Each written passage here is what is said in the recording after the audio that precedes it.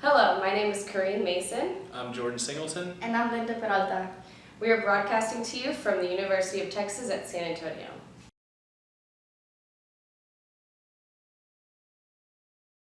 Brought to life in Moscow by flames of disdain for Russian President Vladimir Putin, the all-female punk rock group known as Pussy Riot has been making waves in increasing awareness of feminism, LGBT rights, and all the dictator-like actions of Putin over the last few years. The group has become well known due to their unauthorized guerrilla performances where they wear all colorful balaclavas, aka ski masks, in locations around Russia where they are symbolic to the country, such as Red Square or Moscow's Cathedral of Christ the Savior. Their performance on February 21st, 2012 at Moscow's Cathedral of Christ the Savior led to a lot of controversy as 3 members of Pussy Riot were arrested and charged with hooliganism motivated by religious hatred after performing a song titled Punk Prayer, Mother of God, Chase Putin Away, which was in opposition to the Orthodox Church leaders' support for Putin during the Russian elections. The three women arrested, Nadezhda Tolokhanova, Maria Alyokina, and Ekaterina Samusevich, were found guilty and sentenced to 2 years in prison on August 17, 2012. However, Samutsevic was freed on probation on October 10th after appealing that, although she had been present, she was not guilty of partaking in the performance at the cathedral due to the fact that she never even got to put on her guitar and get onto the stage with the other women before arrests were made. Tolokhonikova and Samutsevic were to serve their time in separate prisons. A lot of criticism came about the trial and sentencing, especially in Western countries. News of the cause of Pussy Riot and their incarceration spread like wildfire and raised much more support and awareness for the group throughout the incarceration of Tolokhonikova and Alyokina. These events have led to a lot of discussion on the power of Putin, and if he may or may not have a dictatorship over the present Russian state. And although Pussy Riot has remained active, the release of their 2 key members on December 23, 2013 has made minds wonder how much more activity will be seen from the group in opposition to Vladimir Putin after spending time apart.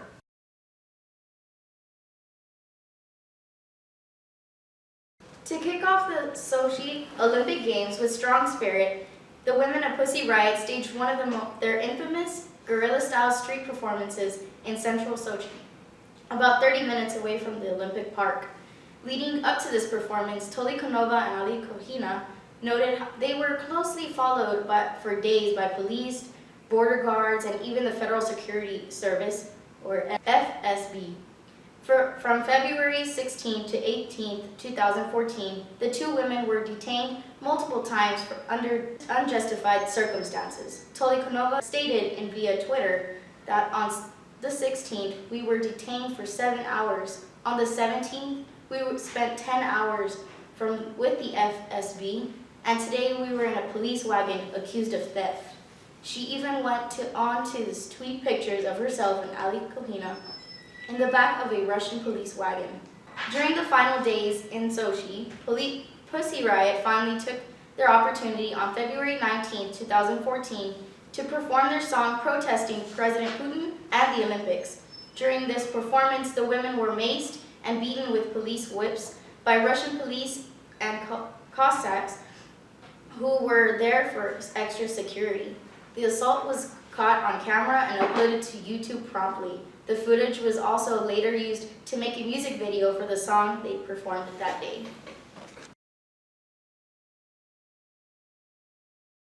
Vladimir Putin permitted an early release for Tolokhanova and Alyokina in hopes that not only the women, but the rest of the world, with eyes mulling over Sochi in preparations for the 2014 Olympic Games, would be appeased by the early release from prison for the leading ladies. However, Putin underestimated just how much more powerful the wrath of Pussy Riot could grow, even after putting the women in separate prison camps. In addition to Pussy Riot's already existing foundations against Putin's nationalist agenda and a hunger for more than just feminine rights in Russia, Tolokhanova and Alyokina have now set their sights on prison reform. The 2 recently visited the United States for a benefit concert that was set up by Amnesty International, an organization dedicated to the preservation of human rights. During their time stateside, Tolokanova and Alakina slipped into the limelight by meeting with celebrities such as Madonna and Jake Gyllenhaal, even making an appearance on The Colbert Report. One of the meetings they took most to heart was visiting a halfway house in West Harlem. In a recent interview for the New York Times, Tolokanova mentioned that they wouldn't have come here just for the concert. Due to the fact that their agenda was not one as celebrities, but one as prison reform activists, Tolokanova mentioned that now that all of their visits are set up this way, the first place they visit is the prison. In short, it can be said that the women of Pussy Riot were already a handful for Putin's ideal nationalist Russia before their arrest at Moscow's Cathedral of Christ the Savior. But now these women are a real problem as their scope of reform has widened to even more issues within the current Russian political system. In addition, Tolokonikova and Alyokina were assaulted on Thursday, March the 6th, 2014 in the city of Nizhny Novgorod, just 5 hours east of Moscow. The Pussy Riot power couple was paying homage to a local prison as a part of their new organization, Justice Zone, which aims at establishing and protecting the rights of prisoners that have been incarcerated in Russian prison camps. The women were assaulted while eating breakfast at a local McDonald's restaurant by an organized group hinting at premeditated motives. A group of about 6 young Russian men, one in particular having been seen with a sign reading, and I quote, "Dirty whores out of our town," came into the restaurant where they proceeded to throw trash and spray paint at the 2 women. Tolokonikova and Alyokina later made note that their location was not far from the local headquarters for Russia's security service, the FSB, which is known as the modern-day successor to the notorious Soviet-era KGB. This information hints even more to the idea of premeditated motives and a strong sense of nationalism as the assailants in the video are seen wearing ribbons that serve as a remembrance to World War II times in Russia. Let us now take the time to look at the 3 research questions in which we will analyze. First, what is the difference in coverage between the United States and Russia pertaining to Pussy Riot?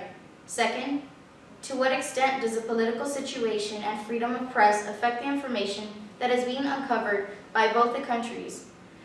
And third, does the type of relationship between the United States and Russia reflect the news that they broadcast about one another?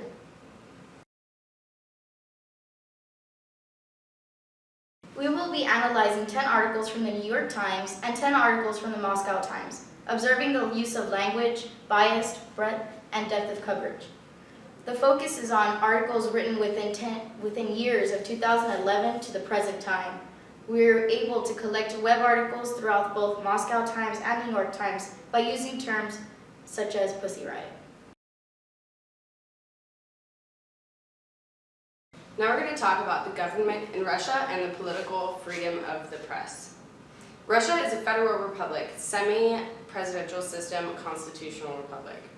Their media is greatly controlled by the government. According to Russian media, True, We're Not Free, But We're Not Zimbabwe by Fred Weir, on May 2, 2012, human rights watchdog Freedom House released its annual survey of press freedom in almost 200 countries, and Russia is holding down a dismal 172nd place.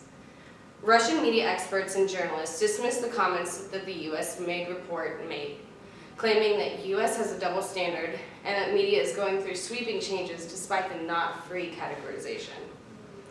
Some Russians, such as Dmitry Medvedev, denied that there is any state censorship over Russian media. There are major TV networks which reach most of the population that remain closely state-guided. There's a wide spectrum of newspapers and a growing number of independent radio stations that have consistently pushed the limits of what they can report.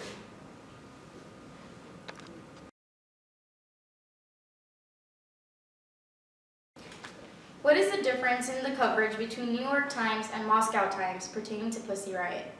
When comparing the 2 networks, we quickly came to the assumption that the Moscow Times produced articles that were very straightforward, biased, and limited. We also noticed that they described Pussy Riot to be a very negative and troublesome group of women. In articles such as Navalny gets 7 days in jail for unsanctioned Mensa rally, the author portrayed Pussy Riot in a bad light by stating that certain individuals from the band were participating in illegal protesting. They also posted images of Pussy Riot members being arrested as if they were horrible criminals instead of women's rights activists. Meanwhile, the New York Times releases articles which are always written containing an abundant amount of information. After reading several articles, we all came to the agreement that these articles have always shown Pussy Riot in a good light. Most articles have been released such as Punk Skirts, Balaclavas, A Russian Revolution, Pussy Riot members take tour to New York, and Pussy Riot, the New York Times, were written in a very uplifting and well-informed manner. All these articles describe Pussy Riot actions as brave, inspirational, because they were standing up to their own communist government.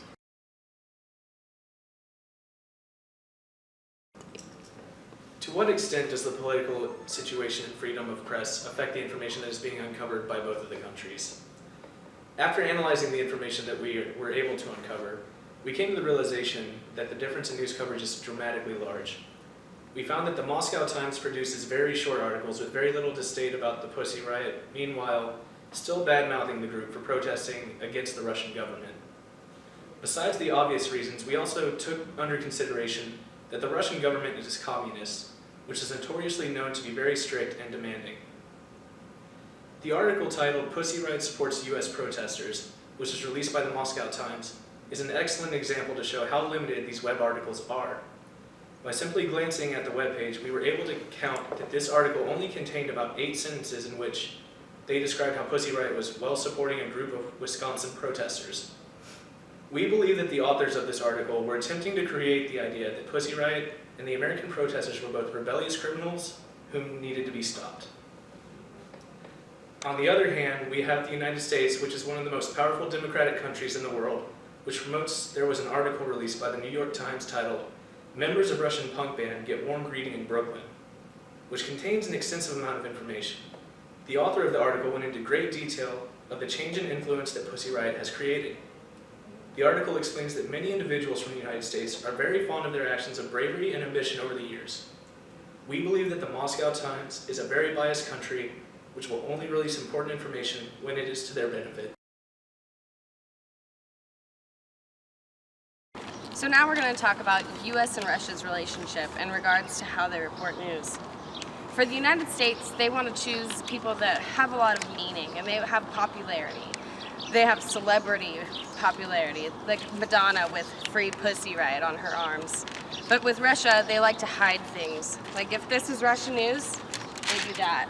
Or they'd kill you for giving it to the media.